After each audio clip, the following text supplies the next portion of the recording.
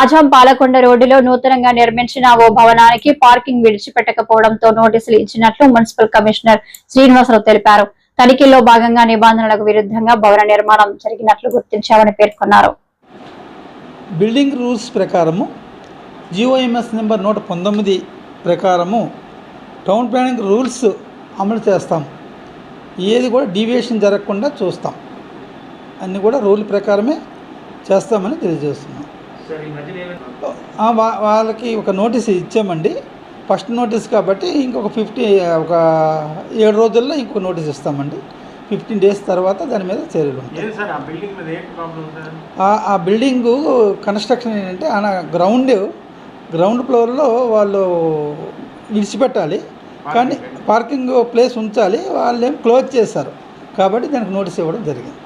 నేను స్వయంగానే వెళ్ళి తనిఖీ చేశాను, చూశాను కూడా. అప్పుడే నేను చెప్పాను ఏంటంటే అది వాళ్ళకు ఉండకూడదు, వాళ్ళు వ్యతిరేకంగా కట్టారంటే రూల్స్కి వ్యతిరేకంగా కట్టారు కాబట్టి దానికి నోటీస్ ఇద్దామండి అని చెప్పాను. దాని మీద ఓకే అని మా టీపో గారు చెప్పారు.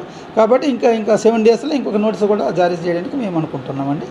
ఎటువైనా సరే డీవియేషన్ జరగకుండా మేము చూస్తామండి. డీవియేషన్ జరిగితే ఎట్టి పరిస్థితుల్లో మేము నోటీసులు సర్వ్ చేస్తాము.